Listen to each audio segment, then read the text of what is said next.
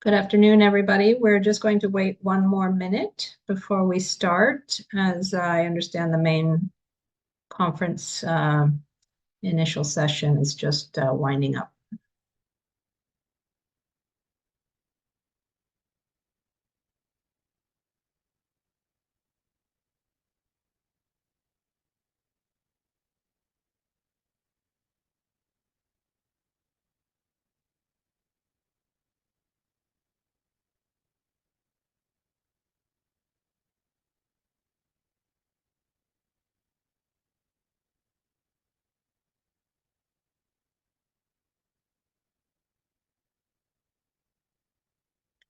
Okay, I think we'll get started.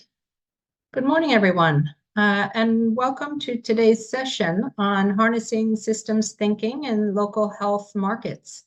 I'm Dana Tilson, and I'll be your moderator as we delve into practical applications of this critical approach.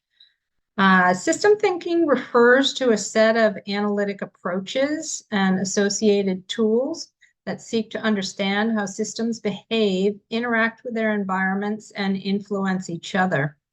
As the project director for FHM Engage, I'm proud that our work utilizes systems thinking for health by supporting local public and private market actors to design locally informed strategies and solutions that improve market systems, including core functions of supply and demand, and supporting functions that strengthen the enabling environment for market growth. Today, we're joined by a panel of experts who bring a wealth of experience from different corners of the globe. They will share how they have integrated systems thinking into their work to address unique challenges and drive innovation in healthcare. Our discussion will not only highlight innovative applications, but also share lessons learned from applying systems thinking across various contexts. Our goal is to illuminate the path forward for integrating these approaches more deeply into local and global health strategies. We have the pleasure of having as our guest speaker today, Michelle Lang Ali, the Director of the Health Office in India for USAID. Ms. Lang Ali has over 25 years of experience in global public health, having previously held positions in Uganda, the Philippines, Pacific Mongolia missions, and Cambodia. She holds a master's degree in public health from Tulane University, and she has a particular interest in increasing USAID's engagement with the private sector. Thank you for joining us, Michelle, and over to you. Thank you, and I'm really happy to be here. Good morning, or so in my case, good evening from New Delhi, where I am joining you today. So on behalf of USAID, I'm very happy to be a part of the annual Society for International Development, the US Conference. So USAID's approach to integrating the private sector into health systems is based on the recognition that the private sector is a crucial contributor to healthcare in many countries, often providing a significant portion of healthcare services and products. So USAID views the private sector as a key ally in achieving sustainable health outcomes and extending the reach of health services, especially in underserved areas. So in India, where I serve as USAID's Health Office Director, private healthcare facilities constitute 66% of India's healthcare system.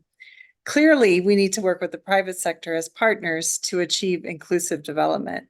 So by engaging diverse private sector stakeholders, from multinational corporations to local entrepreneurs and even nonprofits, USAID aims to harness their expertise and resources to enhance health service delivery and meet critical health needs. Collaborative partnerships are central to USAID's strategy, as these allow for the blending of public goals with private sector efficiency and innovation. These partnerships often take the form of alliances where risk and benefits are shared and where the private sector's role complements public health objectives. Such collaborations can accelerate the development and deployment of health technologies, improve health infrastructure, and create sustainable financing solutions. So for example, USAID works with pharmaceutical companies to improve the supply chain of essential medicines, with technology firms to develop data management solutions, and with financial institutions to increase access to health-related credit. So in one example from India, the USA team with local Indian partners to create the world's first health-focused blended financing model, we call it SAMRID, to urgently come up with creative solutions to tackle the challenges caused by the COVID-19 pandemic, which are now being applied to other health challenges across the globe. To date, SAMRID has created more than 80 new innovations, which have benefited more than 43 million people here in India. Notably, SAMRID has leveraged more than 10 times its philanthropic funding from the private sector, raising more than 270 million in commercial investments in the form of equity, debt, and matching grants. SAMRID also supported blended financing deals for vaccine logistics and storage in Kenya and East Africa, thus proving the applicability and need for such innovations to solve global supply chain problems. USAID also focuses on improving the policy and the regulatory environment to facilitate greater private sector contributions to health. This includes advocating for policies that support for competition, transparency, and increased private investment in health. So by helping to shape regulatory frameworks that encourage private sector involvement while encouraging quality and accountability, USAID helps to create a more favorable ecosystem for health innovations and investments. This policy engagement is crucial for creating stable markets that attract private sector investment and participate in long-term health solutions. So finally, USAID promotes sustainability through capacity building and market development. This includes training for local health providers and businesses on best practices and emerging technologies, as well as supporting the development of local industries related to health, such as local pharmaceutical production. These efforts ensure that the health improvements are locally driven and sustained. And through these comprehensive strategies, USAID aims to build inclusive health systems that leverage private sector dynamics to improve health outcomes, making them more resilient and capable of contributing to evolve and respond to the health needs of their population. Here in India, we recently launched a new program, the Women's Health and Livelihood Alliance, WOLA, that links women's healthcare to economic outcomes. The program is a public-private partnership that will look to empower and unlock economic opportunities for women in India by addressing the intersecting aspects of their reproductive health and their economic well-being. So we aim to mobilize private sector resources, enable partnerships to increase access to sexual and reproductive health information, service, and products, enhance financial and digital literacy, and generate livelihood opportunities. The goal is to improve women's agency, fostering their health, the economic status, and social inclusion. So the need for this is very clear. Despite substantial increases in women's education and literacy, formal workforce participation of Indian women has actually declined in national surveys from 45% in 2005 to 29% in 2022. So women in India contribute to only 17% of GDP versus a global average of 37%. So this is vital to not only development and economic growth in India, but around the world. So through our comprehensive strategies, we at USAID aim to build inclusive health systems that leverage private sector dynamics, enhancing resilience and responsiveness to evolving health needs. And I really hope that this forum helps us to work together to use systems thinking that fits local cultures, making sure our solutions really work and last within the community. So thank you all. Thank you, Michelle, for your thoughts on systems thinking and health, and for sharing your experience, particularly in India. It's fascinating. We look forward to hearing more about that, which leads us into our first panelist. Dr. Amit Banut is a seasoned health expert with over 24 years of experience, having served as project director, technical expert, and quality improvement specialist in family planning, reproductive health, MCH, and HIV. He's currently the Frontier Health Markets Engage India Country Director and Chief of Party. Welcome, Dr. Amit. Sure. Thank you, Dana, and good evening to everybody. If we can get the slides going. So, as Dana said, Frontiers Health Markets Engage. Our belief is a relatively new approach of trying out market development in health programming with the private sector. It builds on USAID investments of 30 plus years of global technical leadership aimed at developing the health practice for FP outcomes. The design is centered on the MDA framework, which you see in the right side of the slide. Some might even say it looks like a donut. It is a donut. The market donut presented on the slide is a framework that distills the key factors which influences how a market operates. The framework is useful in our quest to understand how the market function, what actors should be involved, especially when we talk about local market actors, and where we can intervene once we find the root cause to address. Consumer are, of course, in the center of the framework. Supply and demand functions. They describe the value chain, which builds up from a manufacturer who might be importing, and similarly to a distributor, going on to a chemist, to a provider, to procurement, to distribution, and then the users themselves. In between, on the top side, if you see, there are the supporting functions. We describe the critical elements required to support a market that influences the supply and demand. It could be market intelligence in the form of information. It could be skills and capacity. It could be assuring quality of products and services. And then leading and coordinating market actors across financing, technology, and subsidies. The financing functions also relates to how services and products are paid for, including how the development subsidy that comes in from development partners, how should that be used. In the lower part of the framework are the policies and regulations, and then the standards, and then the norms which influence the how the products are imported, registered, how services are influenced. And we all know informal rules play such a big role. I mean, how to decide which provider to go to or whether to go to the chemist for an over-the-counter treatment. They are all part of informal rules and norms that influence how we seek treatment. If you go to the next slide, when we tried applying these market functions,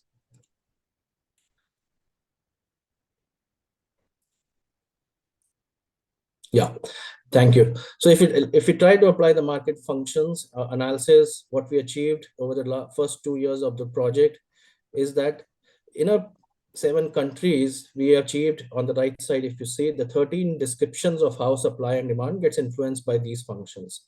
Why 13 within 17 in 7 countries? Because each of the health area has distinct local market actors.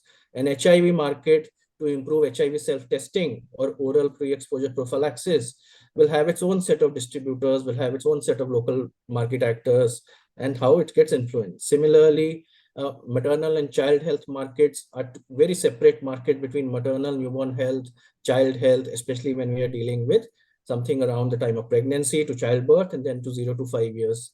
And they influence a lot of care or differences in care seeking, differences in products and services and so on. Similarly, when we're talking about tuberculosis or HIV or family planning, again, a long-acting method market is different from a short-term methods market. How we get influenced by within the functions of supply, demand, gets influenced by market intelligence, rules, regulation, and financing. On the how we applied it within Pakistan, for example, we looked at how youth were accessing information on how to get information around products and services and where to gain that information. So we kind of modified ourselves on understanding youth better. And that's how we rolled out a digital survey. And that's, I mean, the report is now available in the public domain. Similarly, in India, what Michelle just talked about, how to create platforms for where business to business and business to consumer models can be created and people come together to share resources, to pool resources, and how can that coordination be strengthened between public and private to improve health outcomes. And that is then visible in the next slide, which we talked about currently on Women Health and Livelihood Alliance shaping up. Yes, on women health. So we all know, and there's a McKinsey report which came out recently, every $1 invested in women's health is projected to yield $3 in economic growth. But that could only be possible if we have effective coordination between the public and private sector actors. So if you see on the right side, there is a financial inclusion, as Michelle talked about, which needs to happen, where we kind of want to bring in resources for women to access. We all know if a woman is sure of social protection coming in for taking care of her needs during curative care. She will have more purchasing power and cash in her pocket to invest in wellness and preventive solutions. So can we get women to invest in building time, building career, so that unplanned events can be taken care of? The same is about skills and jobs. When we spoke to youth and young girls and young men, they told us that they want to get educated, they want to get skilled. And of course, health is an enabling factor, whether it's a nutritional part, whether it's taking care of their intimate care, whether it's take care of their menstrual care, whether even taking care of their reproductive health. So skills and jobs are a priority. But during that skills and jobs, can we include women health and livelihood intervention? So LinkedIn, for example, is working with us to see how people who are applying on their platforms, either within the supply chain or even on their online platform, how they can be getting more information around women health information products and services. Similarly, credit is talked about. Credit can be for informal micro entrepreneurs. Credit can also be for the supply chain partners like a distributor in a small setting. As we go local, we realize that there are small distributors who want to invest in family planning, but then they don't have the cash, they don't have the private capital to invest in it. So can there be schemes which get mobilized? And for example, in India, we have this credit guarantee schemes from the government, which wants to encourage entrepreneurship among medium and small enterprises for, and can those medium and small enterprises, a distributor can also be part of it. But there needs to be linkages which needs to happen, the information asymmetry which needs to be broken down. They need to know, the distributors need to know that they're eligible. The banks need to know how to work with these private sector distributors, which are family planning distributors. They are reliable market, their cash cycle is reliable, and they can get loans or they can get some term loan product or overdraft product to support their private capital. Similarly, on the left side, they will need a business training also. And that is where investors and corporate partners like Standards and Poor and DXC Technology are helping us to do digital skilling and digital technology, linking that up so that people know how to use their mobile phones as a means, not only for, applying for jobs, but also for even taking care of their finances or even taking care of their, in the sense of a health accounts or savings account and cash flow situations. And then, of course, the market linkages which needs to be created for anybody to access products, to access services, whether it's e-commerce through digital health, or whether it's even their own entrepreneurial ventures. So each person needs are different and changes during their career life cycle. And if the marketplace is designed in such a way that offers each woman a tailored set of interventions, we hope to achieve that they will work on their economic empowerment and they will contribute to the GDP, which Michelle also talked about. And then, of course, reproductive health outcomes that enable them to work longer. And we'll have more women in leadership positions also if those unplanned events are avoided. I'll just stop there and hand it over back to Dana. Thank you, Dr. Amit. Our next panelist is Dr. Oluwatosin Kolade. He is a medical doctor and healthcare financing specialist with 15 years of experience who has overseen the setup and management of health prepayment mechanisms across Nigeria and currently provides strategic and managerial oversight at Health Systems Consult Limited as the Sustainable Development Director. Welcome, Dr. Oluwatosin. Thank you so much. Thank you so much, Dana. I'm happy to be here. Hello, everyone. As mentioned by Dana, I'm Dr. Oluwatosin Kolade, the Director of Sustainable Development at Health Systems Consult Limited, which is a health and development consulting firm, solely owned by nationals of Nigeria, with operational presence in 4 countries in Africa, with headquarters in Abuja, Nigeria, other presence in Zambia, Tanzania, and Sierra Leone.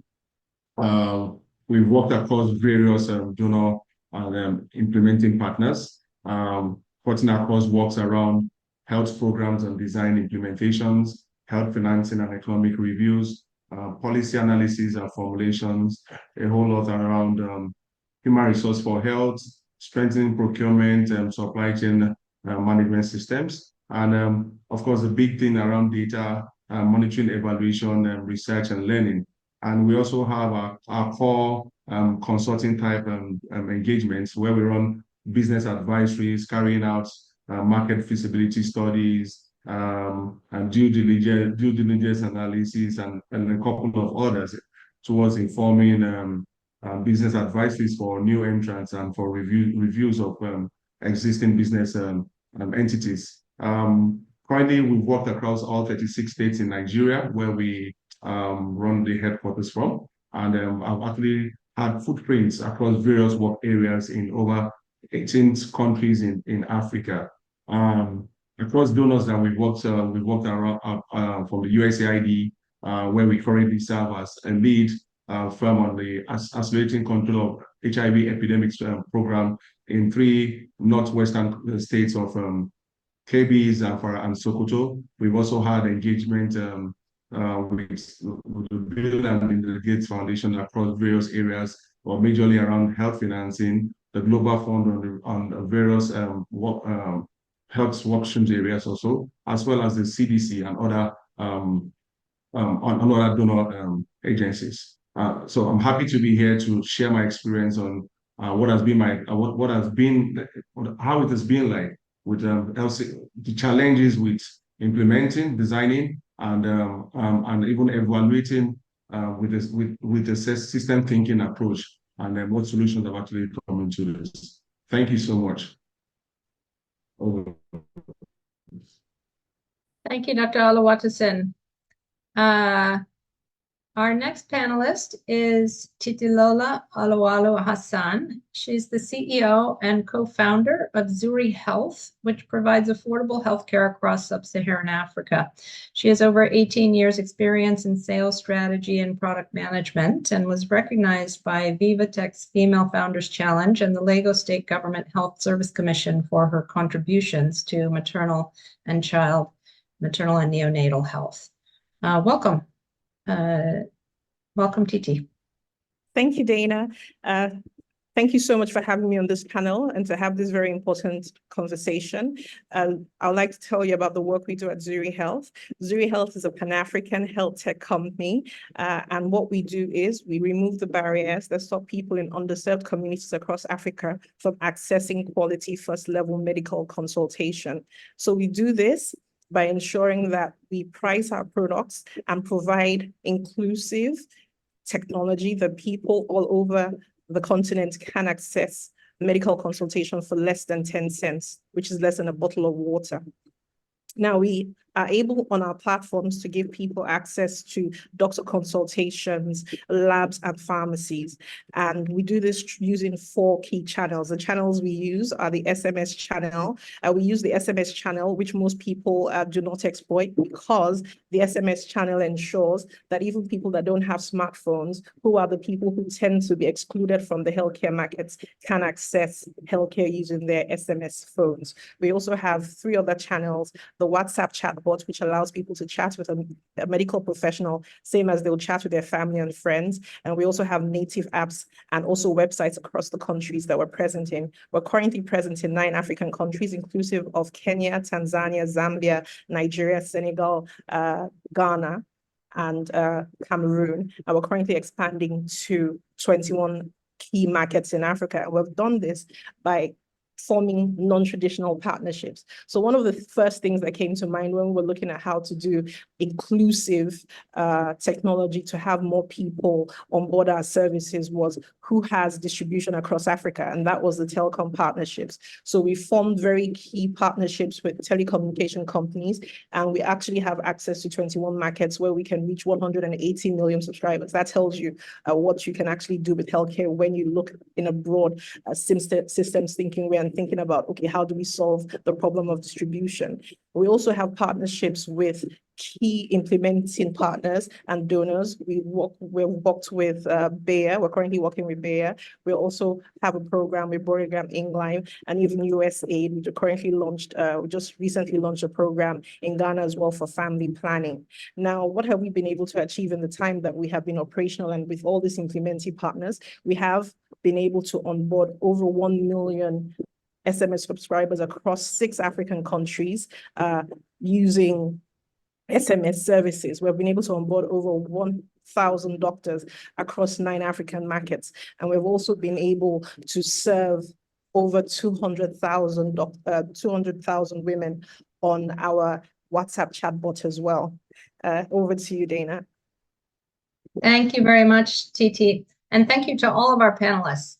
We'll now move into our discussion part of the session. And for our audience members, feel free to add your comments or questions into the chat. And I'll get the discussion started by asking a question to each of our panelists. Dr. Amit, when working with the private sector in India, how has systems thinking enabled you to better achieve the goals of FHM Engage? Right, thanks, Dana. So I think when we spoke about earlier, the market development approach is an inclusive analysis of potential and current users. So the key word here is inclusive. We try to go and look at which are the local market actors who can best describe the market, who can share what are the challenges that they're facing, and then how we can work to address those challenges. And these, as I said, they can be in the domain of policy regulation, they can be in the domain of financing, they can be in the domain of real rules and regulations. So when we worked about in understanding these challenges and domains, what we realized from speaking to youth, from who are trying to seek out products and services, from speaking to manufacturers who are trying to reach out to youth, and in between the market players, like I said, distributors and aggregators. So there are people who are willing to invest in product diversity, manufacturers and marketers such as Mylan, who are now known in the world here as Senedo Labs, Organon, or Pregna, who manufacture IUDs and implants. They are looking to, they have already registered new hormonal methods in the country, contraceptive devices and contraceptive products, but they are looking for how to invest in marketing and promoting through new range of supply points or new channels of delivery. Similarly, there are business to business aggregators, like for example, Pharmarec Technologies, which is based in India. And what they have done is and innovatively digitize the trade which happens between a chemist and a distributor. So you can know real time between what are the trade volumes and value of different brands and different products going through the channels. And they have done with millions of chemists and similarly hundreds and thousands of distributors across the country. So all these aggregating intermediaries who are linked in business to business distribution and linked, if we can link them with people who are on business to consumers, like for example, Nivi, who you must have heard of the Ask Nivi WhatsApp chatbot. They are looking to reach out to the consumers. They are trying out different creatives. There are carousels, there are statics. They give their ads on Facebook, Meta. They try to reach out to the consumers to get them interested in family planning discussions.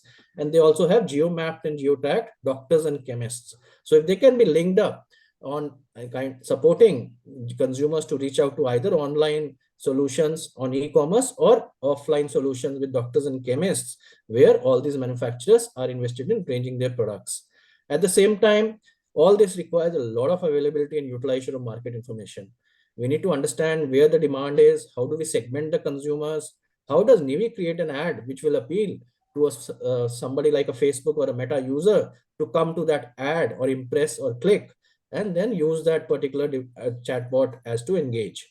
Similarly, as I said, the reproductive health funds will catalyze the PRH interventions, whereas the enabling environment of skills and livelihoods gets promoted either by the government or private sector funds. And what we looked at in the VOLA, that there are lots of corporate sector who are willing to invest in women's economic empowerment, like digital skilling, financial skilling, digital literacy, even digital safety and security. For somebody who uses the phone for the first time, they need to be assuaged that the phone is a safe device for them to look at other apps and reaching out to maybe selecting for a health information, that it gets confidential and is private. Similarly, they also require access to credit and savings mechanisms so that they can buy the products at the price that they like and at the quality that they want. At the same time, governmental policies need to see how the harmonization can happen between e-commerce, which are the products which can be allowed, digital marketplace, how can they be promoted? There needs to be a policy around it. Which are the contraceptives which can be promoted? There are newer contraceptives which are low dose hormones. Can they become over the counter? So somebody needs to drive this stewardship through coordination and similarly collaboration between public and private multi-sectoral actions to come together. And VOLA is a great private sector coalitions and partnerships to happen. People say that private sector can change social norms, and we are willing to invest in it so that that women in India drive the economy and are able to work longer. Back to you. Thank you, Dr. Amit. I see some questions coming into the chat. Thank you for those. We will line them up and we will get to them. The next question is for Dr. Alawatusen. From your experience in health finance, what are frequent challenges to applying a systems thinking approach? What actionable recommendations do you have to overcome them?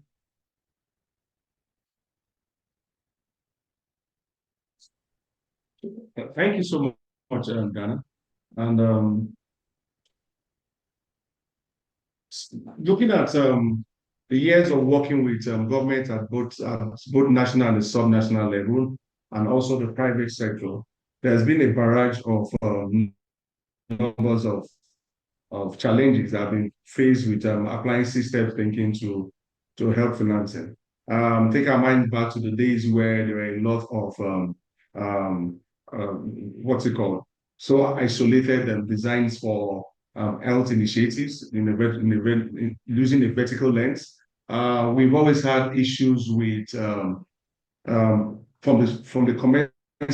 beginning of the entire process, which is from the policy level that gives the necessary backing to the existence of most of the health initiatives. We find a disconnect between the policymakers who have less understanding of system thinking, less understanding of even the core health system space, and so designing policies that are not looking at the entire health system on a very holistic, in a very holistic manner. And so there have been some form of isolated or isolatory policy designs, and those policy formulations have first of all taken a whole lot of time before they are being set up.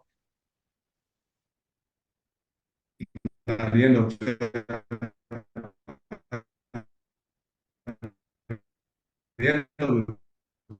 time, do not help to address the ends around health finance releases. Many years back, the end of budgetary allocation to be for health. It's been one bit of achieving that budget allocation. The other challenge has been with the budget releases. And so we find out that most times the budget allocations will actually match the releases. And so there are always issues with implementations. Again, the issue of fragmentations where a solution or initiative that's supposed to be on with the system lens is actually being addressed in fragments. And so you find out there are inefficiencies in allocations and also in implementations. And at the end of the day, the results are actually do not connect the dots to a very large extent. There's also the bit around the urgency for quick results, not understanding the need for the entirety of full process of achieving the expected outcomes of initiatives. Outcomes are being looked at on a short-term basis, and they expect to be achieved. And unfortunately, the sustainability bit of it is being left out of it. There's also the very big bucket of lack of integrating reports. So data is not used to inform a whole lot of initiatives. And so you find out that the data is being looked at also in isolation, and data are not looked at with that system length of ensuring that these pieces actually need to connect. And so in looking at the recommendations, I'll take a cue from what the government of Nigeria is currently doing. They've looked at the level of fragmentations in the pooling of resources. And so now there's currently an initiative at the national level called the statewide approach, the sector-wide approach, excuse me. And this actually helps as a form of pooling arrangements, helping to aggregate the financing options from both the public to the private, and ensure that you now need to have some form of strategic lens of designs of how you actually want to implement or design your solutions, such that you are using data to inform your decisions on where to actually apply the fundings to.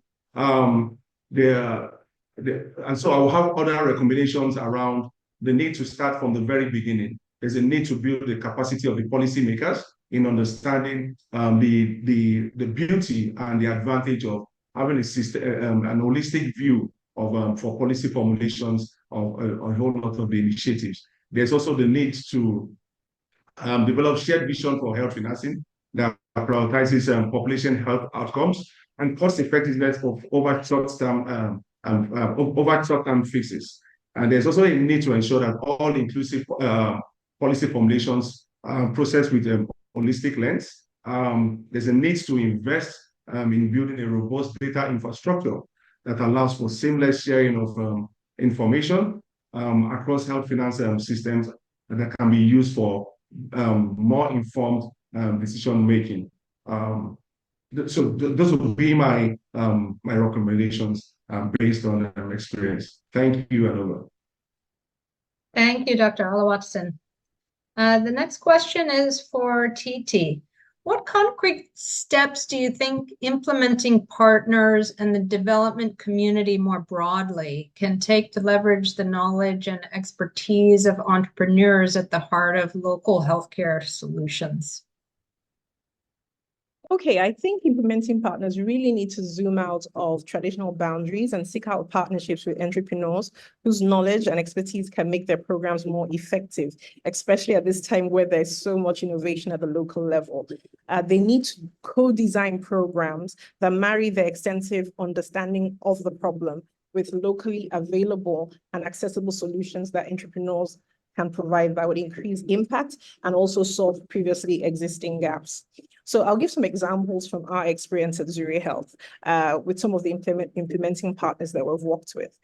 Bayer, for example, have a 100 million women's challenge where they're trying to reach 100 million women per annum with modern contraceptives by the year 2030.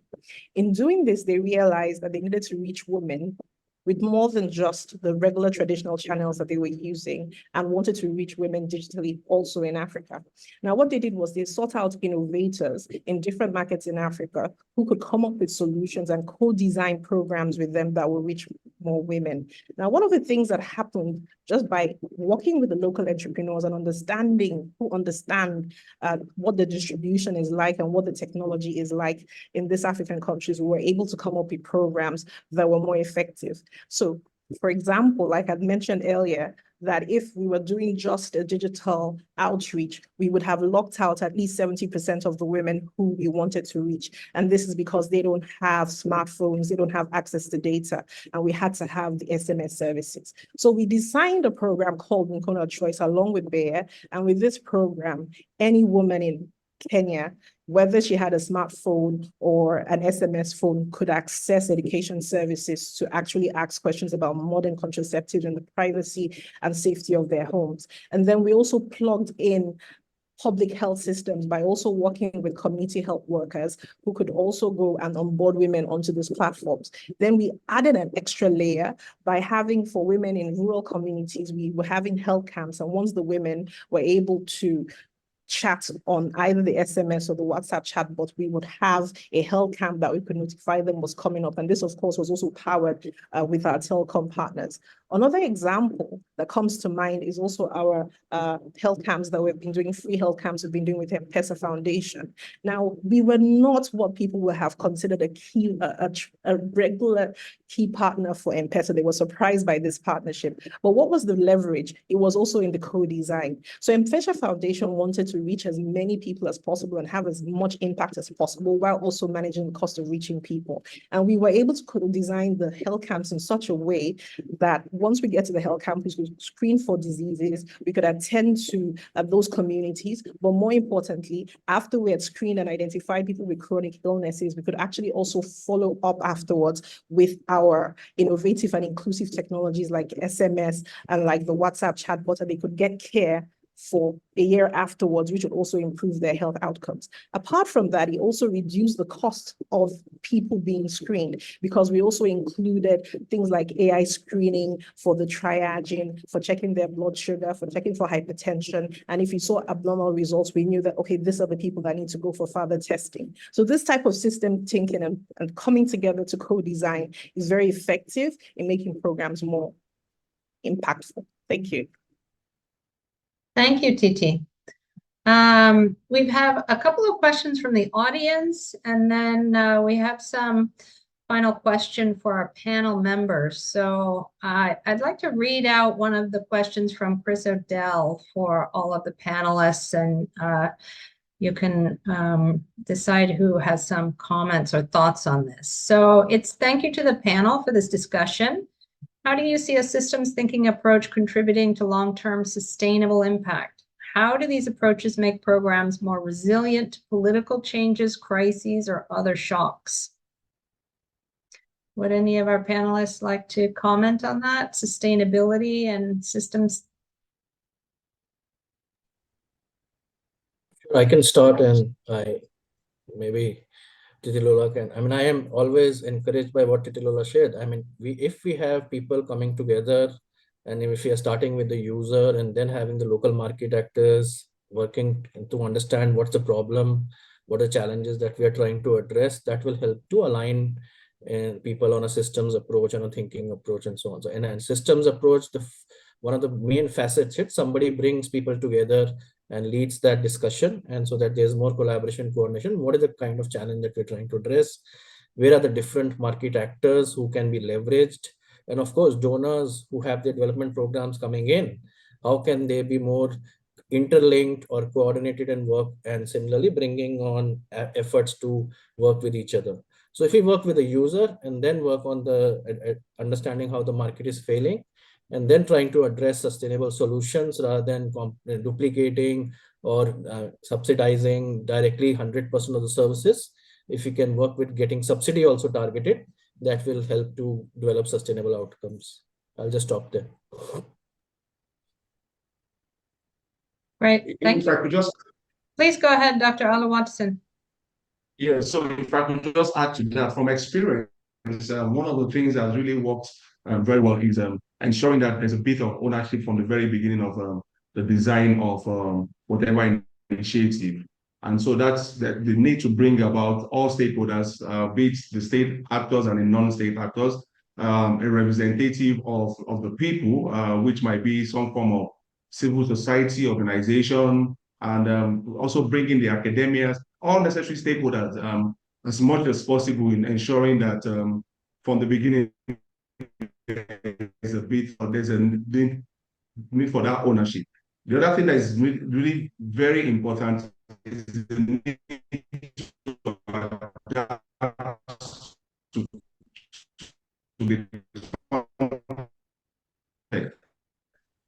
most often they find copy paste that does not actually have environment. And so most of that actually helps with missing out with the specifics of what are the core needs to a very large extent. And so that bit of ownership, also ensuring what's it called, the all-inclusivity as much as possible, actually does help a lot. Then the little trick around capacity building has been some of the game changers in people who have less capacity to have better understanding, and it's actually helped with sustainability.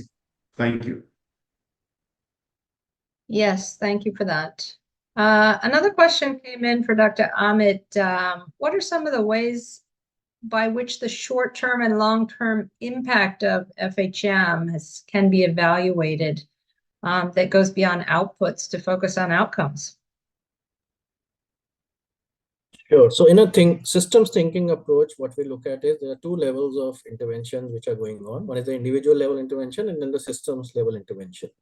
And we follow what we call as adopt, adapt, respond, and similarly expand.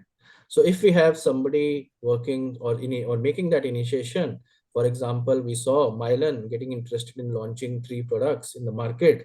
And immediately when we share that information out, and then also trying to, when we launched the VOLA Health Alliance or Women Health and Livelihood Alliance, and there was new channels being created, there were other players also who got interested. For example, the long-term methods provider Organon also got interested in the sense of seeing how can the implants be launched in the Indian market and so on. So what we see is what we call as somebody will, if we try out an innovative solution, work with people to build upon it, that takes time. And then other people will try to either replicate or try to adapt and try to also expand on that response and build in their inputs. Similarly, what we saw in Liberia, for example, when we started work, that there was a private sector engagement unit being created. Then similarly, when that unit was created, there were other inputs which got similarly stimulated with respect to people. There were family planning PPPs, which started programs, and then there were maternal and child health programs, which started. Even COVID-19 vaccination looked at how private sector can become more integrated and linked with seeing that there in Liberia, the majority of service delivery points for immunization are in private. So what it helps is you have to see how system level changes work at a short-term outcome, and similarly longer-term outcomes. We have to look at how individual level outcomes will be created over a period of time. Of course, Frontier Health Market Project is only 2.5 years into its working, but we are already seeing a lot of small outputs and outcomes being created with respect to reaching out to more consumers. Thank you, Dr. Amit. I have a question for all of our panelists, and maybe we can start with giving the floor to Titi.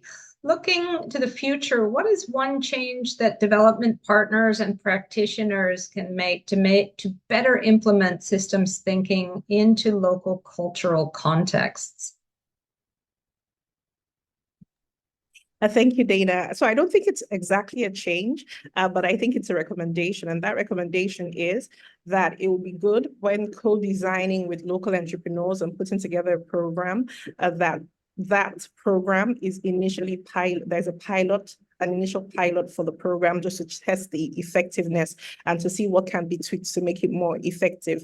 And just if I can just quickly reference what had been asked before in terms of what you can do to make programs more sustainable. I think also at the point of ideation and co-design is also very important to really look at the risk. For example, in Africa, political risk is actually a huge thing. It's a real thing. And so it's one of the risks that also needs to be identified, and what kind of mitigations to avoid its impacting negatively on the program needs to be looked at from the ideation stage. Thank you.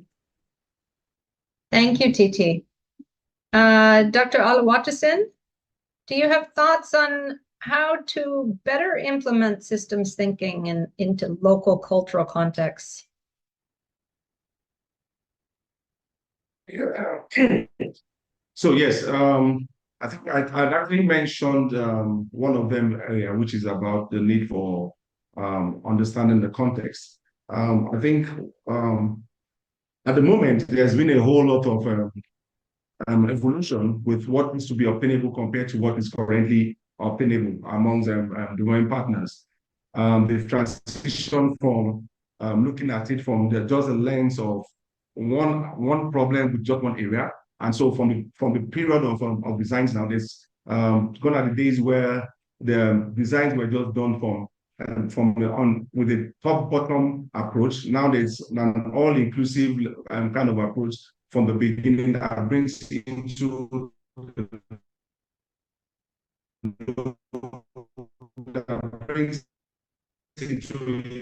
the local very beginning. And that bit of design approach to a flat system, and where all necessary players are actually brought in for some very deliberate co-creation from the beginning. It's a game changer for me that I think should actually be continued to be emphasized. Again, to reemphasize the bit around ownership, partners need to move from owning initiatives and make it locally owned. There's a need for the government and the people of where initiatives are going to be implemented to actually own and be part of the solution design from the very beginning. In that way, they also are very committed to it and see it as their own, as against that from the partner. Thank you. Thank you for that, Dr. Oluwatosin. I'm seeing that our time is up. So I'd like to offer many thanks to all of our panelists and to our audience members for joining us today for such an enriching discussion about health systems thinking. With that, I will close our session, and I wish all of you a wonderful rest of your day and conference. And please feel free to reach out to any of our panelists directly if you would like to have a further discussion with them. Thank you.